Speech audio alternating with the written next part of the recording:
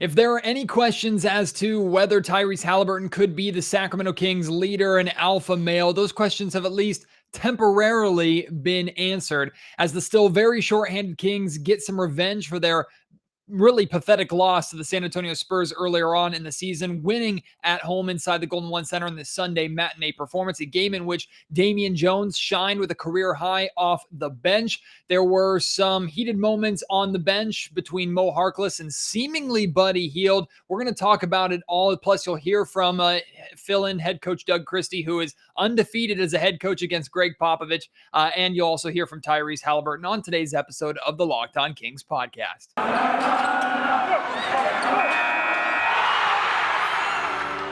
You are Locked On Kings, your daily Sacramento Kings podcast, part of the Locked On Podcast Network, your team every day. And now, ladies and gentlemen, it is that time for another episode of Locked On Kings.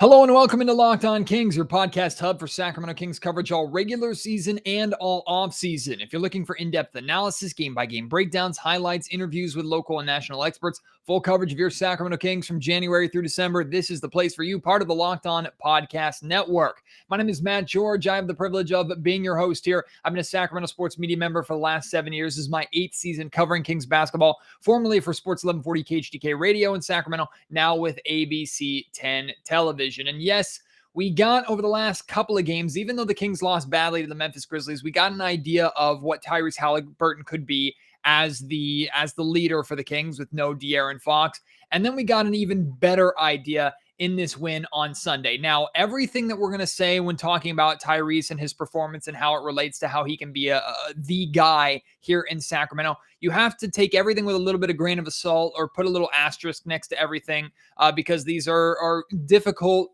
unforeseen circumstances. The point of the conversation is not to force a decision for the Kings between De'Aaron Fox and Tyrese.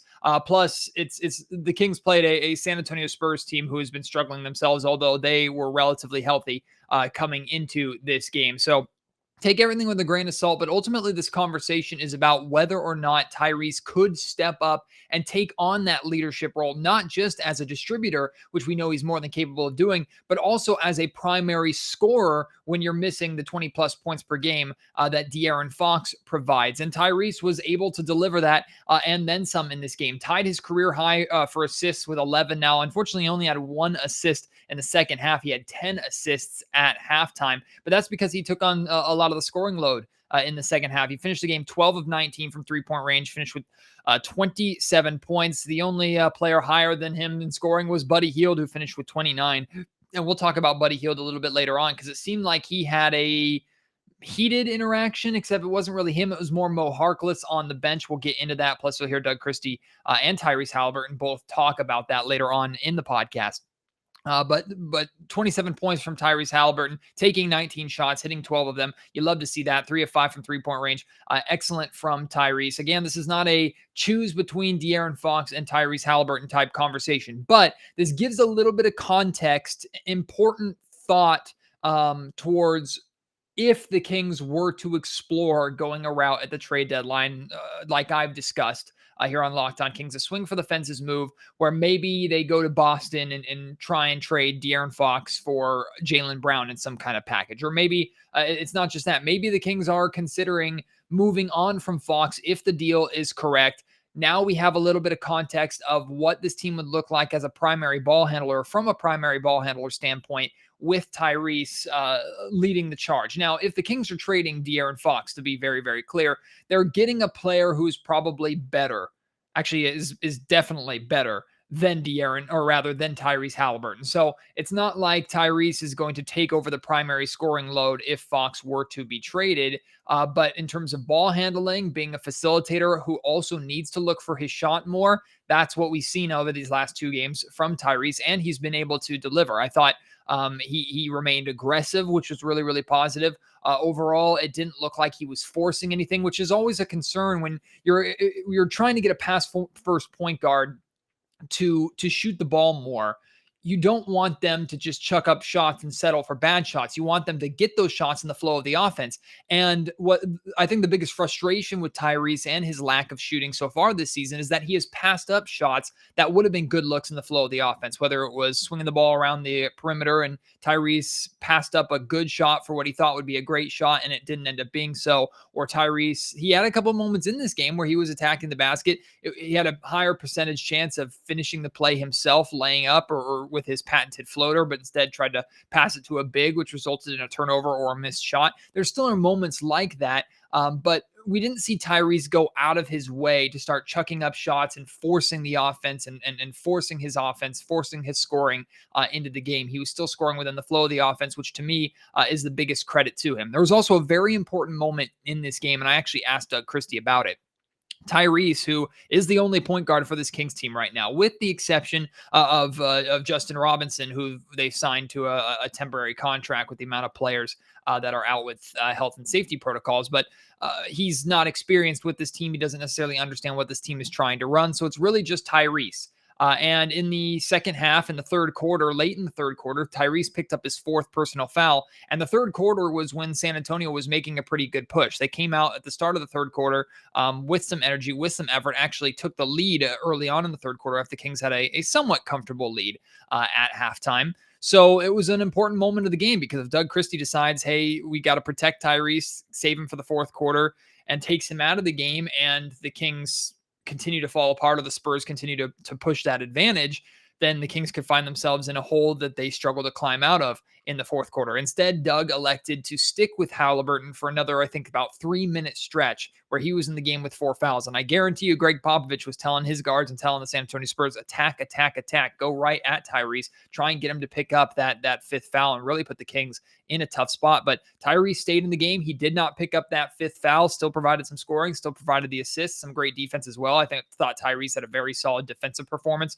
as well in this game. And then when he did come out, the Kings got a really, really good stretch of play, about a 6-minute stretch, late third quarter, early fourth quarter, from guys like Jahmias Ramsey. Buddy Hield was a part of that stretch as well. I think Moe Harkless was a part of that stretch at times. Harrison Barnes was a part of that stretch. There was no primary point guard in the game, so that role was kind of shared between a handful of different players. And the Kings' offensive ball movement, their execution didn't drop off. And if anything, not saying that Tyrese or the Kings were better defensively when Tyrese was out of the game at all, but where they lacked in facilitating on the offensive end, they picked up in defensive effort and defensive production with that unit, especially early on in the fourth quarter, which allowed the Kings to create a little bit of separation. And then when Tyrese came back into the game, he had 2 fouls to work with, was never really concerned, was able to cruise for the rest of the way and lead the Kings to their 121-114 victory. So that's very important too. Not only did Tyrese show that he is capable of being the leader, a primary scorer still, while being the facilitator that we know he is. He also dealt with foul trouble in a game where the Kings really couldn't afford to lose him, and he handled it. And he played smart defensively, high basketball IQ, which we know he possesses, and Doug showed the faith in him and was rewarded for it. So that was very good to see. It was also great to see Damian Jones in the good game that he had. He had a career night. Coming in off the bench, played just under 20 minutes, but finished with 23 points, 9 of 15 shooting, 2 of 2 from 3-point range. Jones showing off that 3-point shot that he's been working on. Also got to the foul line 3 times, hit all 3 of them. Did have 8 rebounds, so flirted with the double-double a little bit, but was not able to complete it, unfortunately. But he was very, very good in this game. He's athletic. He's fun. He's aggressive attacking the basket. He's aggressive crashing the glass. The San Antonio Spurs team, for the most part, is somewhat undersized, with the exception of Jakob Poeltl. And Damian didn't back down. And truth be told, like, there have been games where Jones hasn't played very well, and stretches where he kind of looked lost out there. But for the most part, over the last 2 seasons, which is the reason why he went from a 2-way contract to a full contract with the Kings this year, when Damian Jones is in the game, typically good things are happening for the Kings. Now, I saw some people maybe overreacting, but also excitedly reacting to the performance that Damian Jones provided, and questioning whether or not he should be getting playing time over guys like Tristan Thompson, who got the start again for the Kings, Alex Len, who is out in health and safety protocols right now. I still am a big fan of Alex Len and like what Len brings, so I would still choose Len over both Thompson and Jones, but I'm definitely willing to listen to a conversation of playing Jones over those two in the right situation, in the right scenario. And look, Jones is only 26 years old. I still think he has a bright career ahead of him. I think there's more than enough reason to believe that he can carve out a primary role player role off the bench, meaning he's getting consistent minutes on a nightly basis. He's not just a third string big like he is in Sacramento. I think he's capable of developing into that. I don't know if it's going to be here in Sacramento, at least short term. But I like Damian Jones a lot. I like what he brings. And overall, I don't know if you listened to yesterday's Locked On Kings podcast, but when talking about this game very briefly, basically what I said was I would like the Kings to approach this game, even with still being very shorthanded. The one ask that I have, regardless of who's playing, is that everybody plays hard. And the Kings definitely did that. It was a very solid, pretty much 48 minutes of effort team wide from this Kings group. And then it was, look, the Kings were absolutely embarrassed by the San Antonio Spurs earlier on this season in San Antonio. And that team was, I think, for the most part, healthy. There might have been an injury too. I honestly don't remember, but that was the start of that, what we thought was really, really winnable 4-game road trip early on in the season. The Kings were just decimated by San Antonio. So even though a lot of the players who were decimated in that game, who have a chip on their shoulder, weren't available in this game, the Kings team still as a whole had to make up for that defeat. And they did so, playing hard and showing why they should be considered a better team than San Antonio. Now, I should use air quotes when talking about should be a better team with this Kings team, because their inconsistency still killed them. And of course, this roster wasn't at full strength. But in the end, the Kings at home did what they needed to do, shot 50% from the field, 56% from three-point range. And we know, as much as this team is live or die by the three ball, they have not been a good shooting team from three-point range percentage-wise so far this season. So the fact that they're able to shoot 56%, you definitely have to win games like that. And very impressive, 15 of 18 from the free throw line, 83% there. And the Kings did a good job overall taking care of the basketball, although San Antonio scored way too many points, 22 points off the Kings, 12 turnovers. And to put that into perspective, San Antonio turned the ball over 2 times more, 14 turnovers for them, but the Kings scored 9 less points off of those turnovers. So that's really what kept San Antonio in the game, and that's what gave them some of that stretch. We still saw that stretch in the early on in the third quarter where San Antonio picked up the intensity, picked up the pressure, picked up the physicality a little bit, and the Kings were pushed around. And that's something that this team needs to work on. But the good news is they were able to overcome that in this game.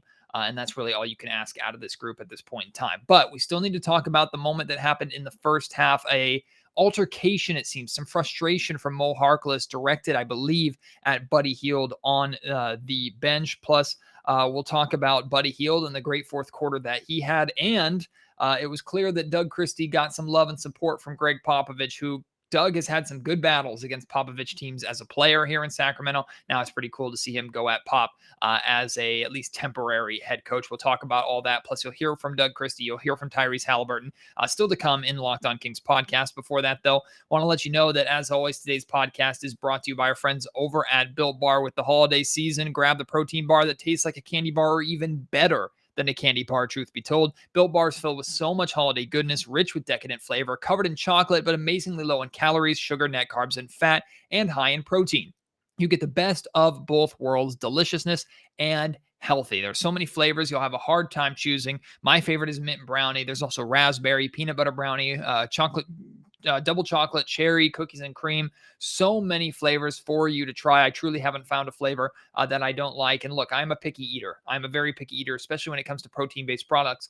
In the past, I could never really eat a protein bar or drink a protein shake or anything like that tasted like the flavor profile. I always tasted like the protein supplement, and it was off to me. Built Bar solved that problem for me. When I bite into a Built Bar, I taste exactly as advertised with their flavors. And you can try all these flavors right now by going onto Built.com and ordering a mixed box. They'll send you a bunch of different flavors for you to try. And then when you figure out which flavors are your favorite, you can order those ones specifically, build your own Built box to be sent to you. And when you do order on Built.com, make sure you use promo code LOCKED15 for 15% off your order. Again, that's promo code LOCKED15 for 15% off at Built.com. I'm not trying to speculate too much, but I imagine the frustrations amongst Kings players, the players-only meetings that have been happening recently, or locker room meetings with this Kings team that we aren't privy to as media, which is not unexpected at all. I imagine those meetings had something to do, or brought up in those meetings, was Buddy Hield's shot selection. And I'm not nearly trying to blame Buddy Hield as much as other people are. This Kings team is a lot worse than just Buddy Hield. But multiple times this season, Buddy has shot the Kings out of games. He's taken way too many shots. He's looked really for heat checks and looked to pad his stats more than help the Kings win and make the smart play. It's never really been a question of effort with Buddy Hield. It's just been a question of IQ and shot selection. And I think it's telling that, with the exception of the fourth quarter when he caught fire and the Kings were letting him put up everything that he really touched because he was smoking. Other than that, his shot selection was down again. And I think that, again, so this is more speculation, that might be a result of a conversation that the Kings had, or that the players had. And I'm sure Buddy Hield's shot selection was brought up in that players only meeting. But there was an incident in the first half, I think it was late in the second quarter, where, and going back and watching the play, I believe Moe Harkless was frustrated really all night long with the few touches that he got on offense. Now, Harkless had a great game defensively. Offensively, he didn't get too much opportunity. And there was a moment where I think he was wide open on the perimeter, and Buddy Hield elected not to pass him the ball. Now, it's not that Buddy just resulted in chucking up a bad shot. Buddy just went in a different direction, passed to another teammate, and the Kings ultimately didn't score. And then the timeout is called, and you can see the video. I retweeted it, but it's available from ABC 10's Sean Cunningham. He recorded it. There looked like an incident between Moe Harkless and Buddy Hield, although Buddy wasn't really too involved. Again, we can't hear what they're saying. It's tough to read lips from the distance that Sean was recording from. But Buddy was sitting on the bench talking to an assistant coach for the most part, and Moe Harkless was very animated talking towards him, and that assistant was not really a part of the huddle. Doug tried to bring him back in, and he was clearly agitated about something. Their dynamic between Buddy Hield and Moe Harkless for the remainder of the game was a little bit strange, although as you're going to hear Doug talk about, he felt that the Kings, and I agree with him, the Kings responded well after that moment. And look, it's some in-game accountability that we've been asking. So instead of overreacting to, hey, Moe Harkless and Buddy Hield hate each other, or Buddy's the problem and teammates are starting to stand up to Buddy, I'm happy to see some accountability on the sidelines. That's really all I'm reading into that situation. It doesn't have to be a one guy versus another scenario, or who's right, who's wrong. To me, it shows passion. It shows accountability. It shows that these guys care. And that's something that has been lacking with this group really over the last 3 years. So very good to see at least a moment like that. And then I'm glad it obviously didn't have a negative effect on the game. It ultimately had a either neutral or positive effect. But that's something certainly that stood out. But I have to make sure I give props to Buddy Hield as well, because almost every time I talk about Buddy, there's always an air of negativity to it. And Buddy has been bad this season, has had a struggle of a season, to say the absolute least. But like I said, in the fourth quarter, he caught absolute fire. And he took 18 shots, which is more than I would like Buddy Hield to take. Did go 10 of 18, so a very good shooting percentage for him. And again, most of these shots actually came in the fourth quarter when he was red hot. But what I love to see is that Buddy went 7 of 9 from three-point range. I love that three-point number double digits. That's like my own personal goal for him. And if he can make 7 of them, I mean, you're never going to be frustrated with a performance like that from Buddy. His shooting percentage has not nearly been as good as what we expect it to be. Certainly what the elite shooter status that he's been labeled with commands. But a 7 for 9 3-point performance out of Buddy Hield in a win, you definitely can't turn your nose up at that. Buddy played very, very well. Everything that he was putting up with was going into the fourth quarter, including, I think he shot like a half-court shot after the final buzzer, and he made that too. Buddy was just on one of those Buddy Hield heaters, and it was good to see him going a little bit. It's always easier to root for that than it is to be frustrated about it. And then after the game, got a really cool moment between Doug Christie and Greg Popovich, where you could see on TV, and I think the Kings retweeted it out, or the Sacramento Kings did tweet it out. Shaking hands between Greg Popovich and Doug. And if you remember the battles between the Kings and the Spurs back in the day here in Sacramento in the playoffs, Doug Christie didn't necessarily have any kind of issues with Greg Popovich or the Spurs, but he had some good battles. Doug and this Kings team had some good battles with Greg Popovich's Spurs, Manu, Tim Duncan, Tony Parker, Michael Finley. So to see that interaction between those two now on an equal playing field as coaches, I thought was really cool. And you can see Popovich read his lips very clearly, just saying over and over again, good job, big smile on his face. There's a ton of respect between those two guys. So that was very cool as well. Now you're going to hear from Doug Christie. He's going to talk about that interaction with Greg Popovich, amongst many other things. You're also going to hear from Tyrese Haliburton coming up next. Before that, I hope you made some money on tonight's game or any Kings game, any NBA game, any sporting event. And if you're doing so, make sure you're doing it on Bet Online. They have you covered for all seasons, props, odds, and lines more than ever before. With football season continuing as the playoffs get closer and closer, the NBA now in full swing. Bet Online remains your number one spot for all the sports action this season. Head to their new updated desktop or mobile website to sign up today and receive your 50% welcome bonus on your first deposit. Just use promo code LOCKEDON to receive that bonus. From basketball to football, NHL hockey, boxing to UFC, right to your favorite Vegas casino games. Don't wait to take advantage of all the amazing offers available for the 2021 season. BetOnline is the fastest and easiest way to bet on all of your favorite sports. BetOnline, where the game starts. Here is fill-in Sacramento Kings head coach, now 2-1, Doug Christie. Just super proud of our guys tonight. I mean, I could go down this list from 40 minutes for HB, Mezzi, did some wonderful things. TT continues to just give all of his heart. Buddy, just big, giant shots. Tyrese, career high in assists. Moe Harkless, all the little things, late steal. D. Jones, career high and a bounce back in a way that's what you want from a young player. Justin came in when we had to take Ty out and stem the tide. And then Jemias Ramsey, another kid that came in, big shots on the floor. Like that's what a team is about, is trying to weather storms and play and compete together. Super proud of all of our guys and our staff. Like everybody's contributing something, and that makes you feel good. Doug, you made the decision there in the third quarter to tie to give them a break. I know they also had 4 fouls. Yeah.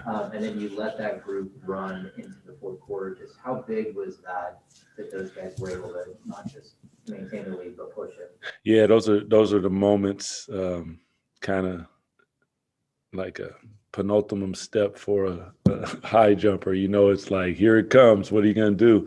And as I went to the huddle, and they're rolling. You know, you gotta give them that. That's like, you earned the opportunity to keep playing. And to our guys' credit, from Ty to, all those guys, they were like, let them roll. And I was going to anyway for a few and see how many we could steal and all that. But they were playing fantastic basketball. They were playing really high energy, competing at a high level, and that's all we can ask from them. DC, 2 for real quick. Just I know you have the utmost respect for Coach Popovich. What did it mean to get a win from him over him in this game, and kind of the moment you shared with him after the game? I have the utmost respect for Pop. I was telling somebody before the game, like, I can remember like plays with Pop of when we beat them and Webb was out and they came here and he ran a play and Ginobili comes up the middle, and I remember I had stole it there, and then Ginobili backdoors me and they get it here, and I look over and he just kind of winks at me like, that's just like Pop. I don't know, those type of things. Like I'm just not even processed, but just love you, appreciate you, all that you've done for basketball, and just the competitiveness that he's always brought with his teams is something that I truly aspire to do and truly, truly appreciate. And then just, early in that game, there was a little, after the first quarter, there's a little bit of a verbal spat in the team huddle. I know it's not that uncommon to see something like that, but is that kind of a sign of guys just holding people accountable as you go through this stretch? I it's, for me, you guys, and I don't know because everybody's different, but that's good. You care. Like, do you got a pulse? Show me that this is what you want. On top of it, that we constantly ask for communication. They're communicating. How they're communicating, I'll leave that up to everybody else to judge. And the fact that they work it out together and then we keep it moving, I'm so here for that. because that's, if you hold it in, what happens then? Doug, first of all, any indication or optimism that any of the guys who have been out, including Rich, might be able to return tomorrow? We don't have word on that yet. I mean, if I could tell you, I would love to say, but no, I don't have any word as of yet. Okay, and so, given that you don't know when your roster is going to be whole again, what does it do for a shorthanded group to pull one out here, get this win, and maybe be able to push forward? Until AG is back at the helm, anything that we can do to scratch and claw and try to hold everything together and go out there and compete at a consistently high level, that's really our aim and our goal. If you compete at a consistently high level, you execute, you take care of the basketball, the byproduct of that is usually wins. And that's when we do that, we play really good basketball. And when we don't, we find ourselves in certain situations. So for us, it's fantastic, but it's more about holding on to the rope until AG gets back to allow and give us an opportunity to compete and win. Yeah. Coach, can you speak specifically to Buddy Hield's contribution, 7 of 9 from three-point land and 29 points tonight? Man, Buddy was big. That's what I truly expect. Buddy shoots the ball at such an incredible level. I get to see him every day shoot the basketball, and I put him in the highest regards of all-time shooters. He can truly shoot it like wow. So every time he shoots it, for me, it seems like it's going in, and tonight they did, and I was super happy for him. I know he probably would have liked that to be more on his birthday, but he gave everyone else a birthday present today, so that's a good thing. ADC, James asked you already a little bit earlier about the stretch that your team played in the fourth quarter with Tyrese out, but there was also like a 2-3 minute stretch in the third where you kept him in with 4 fouls, and I know you've had experience as a player staying in the game when in foul trouble. How important is it for him to be able to stay out of foul trouble in that moment, not pick up that 5th foul, and what kind of confidence did you have in him to handle those minutes? Well, first, when he took a foul, I said, no. Like, you have to, we need you. And that foul actually came up big. But these are opportunities for him to learn. We don't have Fox right now. We don't have some of our players. So you have to have a bigger role, which he's delivering the huge. But when you get 4 fouls, when you get 5 fouls, I'm glad for him, because these are opportunities in an NBA game against NBA players in crunch time with a lead. We need you to deliver, and you're able to play with fouls, play at a high level. Don't get meek all of a sudden. And he was able to do that. So super, super proud of Ty and the way he went about that. And let's hear now from the temporary team leader himself, maybe not so temporary in the future, Tyrese Haliburton. I had some success against San Antonio last year, in the ball screen. So I was watching a lot of film of that yesterday. And I know, Big Pirtle is so long, so active. He's really trying to stop me from getting to the rim so early. I was getting my teammates involved.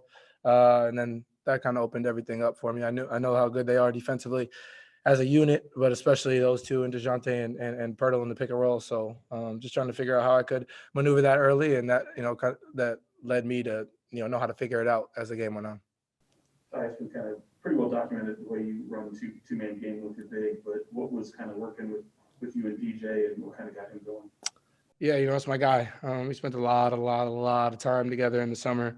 We really know how to play off each other. I think we have a really good understanding.